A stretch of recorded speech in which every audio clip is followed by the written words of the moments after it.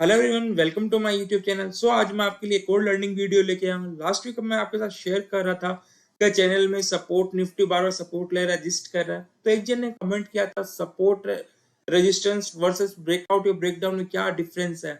आपको ये चीज समझना पड़ेगा। सपोर्ट, अगर आप सपोर्ट एंड रेजिस्टेंस ट्रेड है उसके लिए अलग माइंडसेट रहता है, वही अगर आप ब्रेकआउट या ब्रेक डाउन पे ट्रेड करते हो तो उसके लिए अलग माइंडसेट रहता है।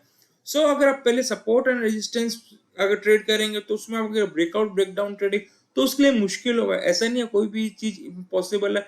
जितना आप टाइम स्पेंड करें, जितना आप चार्ट देंगे, जितना आप अपना एनालाइज करेंगे चार्ट्स को, तो आपको समझ में आएगा आपको कब क्या ट्रेड करना है। मैं जनरली सपोर्ट एनालिसिस बहुत कम ट्रेड करता हूँ। मैं ब्रेकआउट या ब्रेकडाउन ट्रेड करता हूँ, क्योंकि ब्रेकआउट ब्रेकडाउन अगर आपको पता है मार्केट ट्रेंड क्या है, अगर पॉजिटिव ट्रेंड है, अप ट्रेंड है, तो आप ब्रेकआउट ब्रेकडाउन में अच्छा पैसा मिलता है।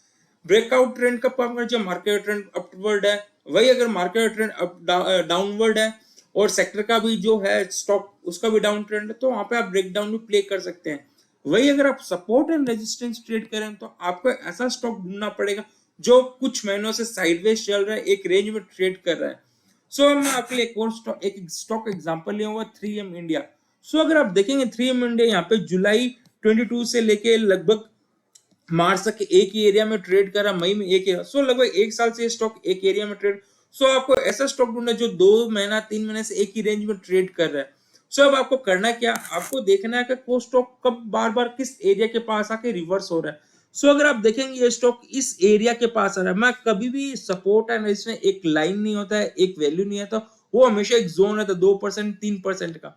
अगर आप देखेंगे ये स्टॉक बार बार इस एरिया के पास आके रिवर्स हो रहा है, आपको क्या करना है, जैसे ही स्टॉक इस एरिया के पास होगा और एक रिवर्सल कैंडल में आपको वहां पे बाइंग करना है। जैसे ये स्टॉक आया यहाँ पे आपने बाई किया, फिर से आपको देखना है वो कहाँ पे फिर से रजिस्ट कर, कहाँ पे सेलर एक्टिव हो रहे हैं। अगर आप देखें ये स्टॉक जैसे इस एरिया के पास आ रहा है, वहां पे इसको फिर से सेलिंग का प्रेशर मिल रहा है। आपको क्या करना है, सपोर्ट में जैसे स्टॉक है वहां पे बाइंग किए, और जैसे वो रेजिस्टेंस के पास है, ये कभी भी फर्स्ट इंस्टेंस में नहीं मिले। यहाँ पे जनरली एक दो बार आपको अवॉइड करना पड़ेगा। जैसे आप देखिए ये स्टॉक बार बार इस एरिया पे आ रहा है तो बाइंग हो, तो आपको नेक्स्ट टाइम थर्ड टाइम जैसे ये स्टॉक इस एरिया के पास आए आप यहाँ पे बाई करेंगे, और जैसे इस एरिया के पास अगर नेगेटिव कैंडल बनेगा तो आप यहाँ पे सेल कर देंगे। फिर से नेक्स्ट टाइम यहाँ पे बाइंग किए, और जैसे यहाँ पे स्टॉक ऊपर गए और यहाँ पे आप देखेंगे शूटिंग स्टार बना, तो इसको फिर से आप सेल कर दिए। अगर स्टॉक यहाँ पे फ्यूचर में ट्रेड करता है तो आप वहां पे शॉर्टिंग भी कर सकते हैं। अगर जनरली स्टॉक फ्यूचर में ट्रेड नहीं होते हैं तो आप नीचे सपोर्ट में बाई करेंगे और रेजिस्टेंस पे सेल करेंगे। आप फिर से देखें यहाँ पे अपॉर्चुनिटी मिला और फिर से यहाँ पे नेगेटिव कैंडल बना तो आपने फिर से सेल कर दिया। फिर से यहाँ पे नेगेटिव कैंडल था, फिर नेक्स्ट पॉजिटिव बना तो आपने फिर से बाई किया, और यहाँ पे फिर से नेगेटिव कैंडल तो आपने शॉर्ट कर दिया, मतलब सेल कर दिया। ये अप्रोच है आपको सपोर्ट एंड रेजिस्टेंस ट्रेड करने का। अब इसी में मैं बताता हूँ मैं कब ब्रेकआउट या ब्रेकडाउन ट्रेड करता हूँ। मैं जनरली देखता कि मार्केट का ट्रेंड क्या है। अगर आप यहाँ पे देखेंगे ये मार्च के पास आप देखेंगे निफ्टी यहाँ पे धीरे धीरे ऊपर की तरफ जा रहा था, और ये 3M इंडिया, ये अगर आप जानते हैं ये आपका डिजाइनिंग ये सब का काम करता है, ये सेक्टर में धीरे धीरे वर्कआउट हो रहा था और मेरे को यहाँ पे पैटर्न में मैंने देखा कि स्टॉक बहुत टाइम से एक रेंज में ट्रेड कर। तो रेंज में ट्रेड कर, मैं आपको बार बार बोलता कि अगर कोई स्टॉक एक ही रेंज में बार बार मल्टीपल टाइम टेस्ट करते वो जो रेजिस्टेंस वो वीक होते जा रहा है।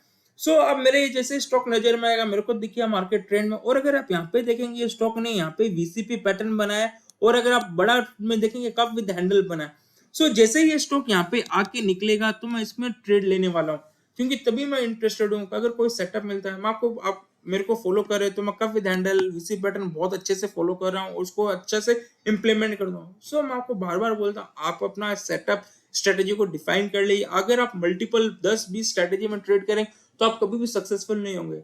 अगर पहले स्टार्टिंग करिए 2 या 3 स्ट्रेटेजी में फोकस करिए, उस पर कम से कम 4-5-6 महीना टाइम स्पेंड करिए, उसको जनरलाइज करिए और देखिए उसमें कैसे वर्कआउट कर रहा है। और उसमें आपके ऐसा लगेंगे, ऐसे नहीं कोई भी स्ट्रेटेजी 100% काम करती है। एक टाइम आता है जब बुल रन मार्केट चलता है, जैसे अभी चल रहा है, उसमें cup with handle VC pattern बहुत अच्छा पैसा देते हैं। वही अगर बियर मार्केट चलता है उसमें दूसरा स्ट्रेटेजीज होता है। जब बियर मार्केट आएगा उस समय आपको बताऊंगा कौन सा स्ट्रेटेजी काम करेगा, उसमें ब्रेक डाउन भी को काम करेगा। अगर आप देखेंगे यहाँ पे वीसीपी पैटर्न बना तो यहाँ पे आपको जिसने भी ट्रेड किया उसको बहुत अच्छा मूव मिला। अब यहाँ पे आप बोलेंगे सर यहाँ पे भी पहले भी मूवमेंट था, तो यहाँ पे भी एक स्ट्रक्चर बना था।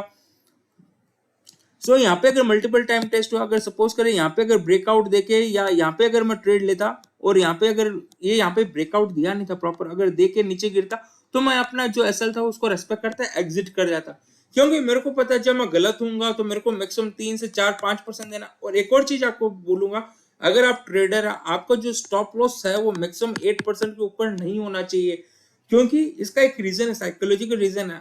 आप जब भी एक ट्रेड लें, आपका जितना रिस्क है कम से कम उसमें टारगेट करिए, वहां पे 2-3 आर रिटर्न जनरेट कर पाए, तभी आप अपना अकाउंट ग्रो कर पाएंगे। वही अगर आपका स्टॉप लॉस 20% होगा, क्योंकि अगर आप 20% का स्टॉप लॉस रखेंगे उसमें 3 आर मारने के लिए मतलब आपको 60% का मूव मिलेगा, किंतु 60% का मूव मिलना बहुत मुश्किल है। वही अगर आपका स्टॉप लॉस 5% के आसपास होगा मैक्सिमम, तो आपको 3 आर मतलब 15%, तो 15% का मूव मिलना बहुत इजी है। वही 60% मूव के लिए बहुत मुश्किल है और उसमें जो प्रोबेबिलिटी बहुत लो रहता है। तो अगर आप मेरे को फॉलो करें, मैं आपको जो भी स्टॉक देता हूँ उसका जो स्टॉप लॉस है जनरली 3 to 6% के अंदर ही रहता है। बहुत रेयर चांस होता है कोई अच्छा सेटअप है या उसमें बहुत अच्छा प्रोबेबिलिटी, तो उसमें मैं 8% का ट्रेड लेता हूँ। जनरली मेरे जितने भी स्टॉप लॉस रहते हैं वो 3 to 6% के ही होते हैं और उसके हिसाब से मैं अपना टारगेट डिफाइन करता हूँ। बस मेरे को ये देखना है कि जब मैं राइट हूँ उससे मैक्सिमम ट्रेड करते करते मैक्सिमम प्रॉफिट जनरेट कर पाऊँ। सो मैं आपको ट्राई किया एक्सप्लेन करने का ब्रेकआउट स्ट्रेटेजी क्या होता है, ब्रेकडाउन स्ट्रेटेजी क्या होता है। ब्रेकडाउन स्ट्रेटेजी चलिए एक एग्जांपल लेते हैं जिससे आपको हेल्प मिल जाए। सो अभी आप बताइए कौन सा स्टॉक जो नेगेटिव में, कमेंट करिए। मैं आपके लिए एक एबी आदित्य बिरला फैशन का एग्जांपल है, ABFRL।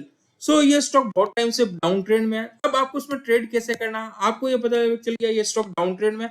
सो आप ब्रेकडाउन का प्ले कैसे करेंगे, देखिए ये स्टॉक यहाँ पे है, यहाँ पे फर्स्ट स्विंग आप बोल नहीं पाएंगे ऊपर जाएगा नीचे जाएगा, क्योंकि फर्स्ट स्विंग हमेशा लगता है स्टॉक ब्रेकआउट ऊपर जाएगा, किंतु ये फिर से यहाँ पे स्विंग बना है।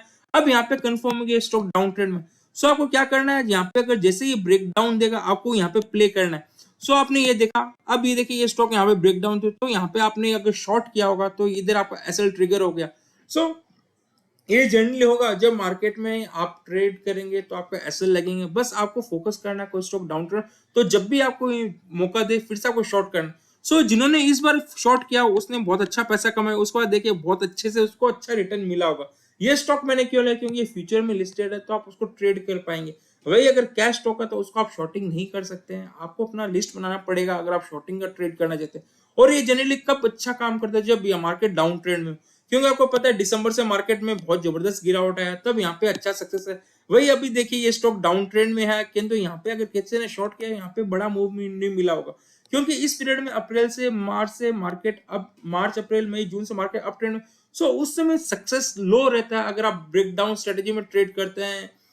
सो आपको यही देखना है कि मार्केट का सिनेरियो क्या है। वही अगर मार्केट यहाँ से टॉप आउट के नीचे जाएगा तो मैं अभी जैसे आपको हर बार बुलिश स्ट्रेटेजी बताया, बुलिश स्टॉक में ट्रेड करता हूँ, वही मेरा स्ट्रेटेजी चेंज हो कि मैं आपको बताऊं किस स्टॉक में आप शॉर्ट कर सकते हैं, कौन सा स्टॉक वीक है, क्योंकि उसमें ही बड़ा पैसा है। हमेशा ट्रेंड को फॉलो करें, ट्रेंड के साथ रहेंगे तो आप बड़ा पैसा कमाएंगे।